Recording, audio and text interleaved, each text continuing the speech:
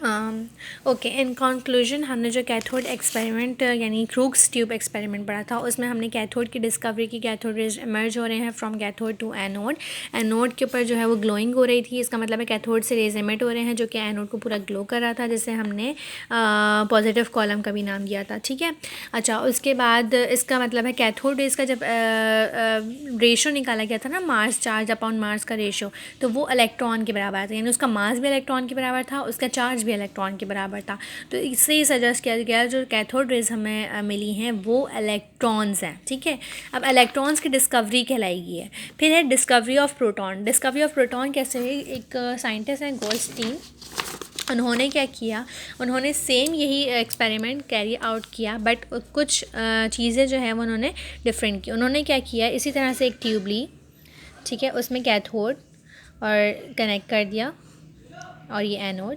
ठीक है, अभी तक तो हमें पता है कि यहाँ से इमर्ज हो रहे हैं चार्जेस जो कि यहाँ पे ग्लो पैदा करें। उन्होंने क्या किया, अब हम उन्होंने चाहा कि मैं देखूँ कि एनोड से कुछ निकल रहा है या नहीं निकल रहा है। इस प्लेट से तो निकल रहे हैं, इससे निकलता है या नहीं निकलता। ये एनोड था हमारा, ठीक है, और ये कैथोड था।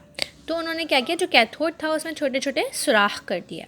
ठीक है, सुराख करने के बाद इसके पीछे एक प्लेट लगा दी जिसे कहते हैं हम फ्लोरेसेंस। फ्लोरेसेंस वो होता है जिस पे अगर आप ज़रा सी भी कोई शेड या रेज मारे ना तो वो चमक उठता है। ठीक है, तो उन्होंने जब 0.01001 mmFg का टेम्परेचर किया, वही एक्सपेरिमेंट दोबारा उन्होंने किया।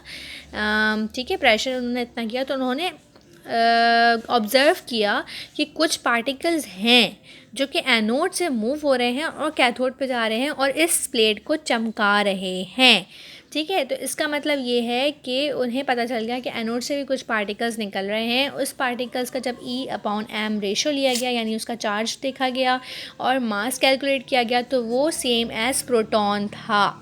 इसका मतलब ये है कि जो है वो डिस्कवरी हो गई प्रोटॉन रेस की भी। हमें पता चल गया कि प्रोटॉन्स भी एग्जिस्ट करते हैं। तो प्रोटॉन की डिस्कवरी की है गोल्डस्टीन ने और इलेक्ट्रॉन की डिस्कवरी की है क्रूक्स ने। ठीक है, तो ये दो की डिस्कवरी हो गई। अच्छा, इनको जो है वो ये इन छोटे छोटे परफोरेटेड जो हैं इनको कैनाल्स कहते थे, कैनाल्स बना दिए उन्होंने। तो इसलिए जो है इससे पास होने वाली रेस को हमने नाम दे दिया कैनाल रेस। तो इसको हम प्रोटॉन भी कहते हैं, कैनाल रेस भी कहते हैं। ठीक है, तो यहाँ पर हमारे पास प्रोटॉन्स डिस्कवर हो गए।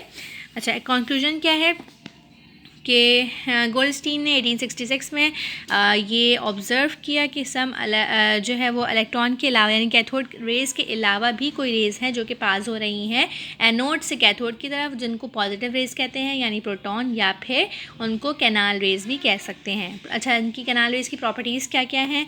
ओरिजिनेशन तो पहले हमें पता है कि वो जो है वो एनोड से निकली हैं, फिर उसके बाद वो स्ट्रेट लाइन में मूव करती हैं। उसके बाद ये है कि उनका जो चार्ज है वो पॉजिटिव है। ये सब प्रॉपर्टीज़ हैं उसकी। ठीक है, और इसके अलावा अगर मैग्नेटिक फील्ड या इलेक्ट्रिक फील्ड में रखा जाए तो वो डिफ्लेक्ट होंगी। सही है, और एक चीज़ उन्होंने और निकाली कि प्रोटॉन जो है ना वो 1836 टाइम हैवियर होता है इलेक्ट्रॉन से, यानी प्रोटॉन जो है वो हैवियर है इलेक्ट्रॉन से, उसका वेट ज़्यादा है। कितने टाइम्स? 183 टाइम्स। तो ये ब्लैंक्स में पूछा जा सकता है।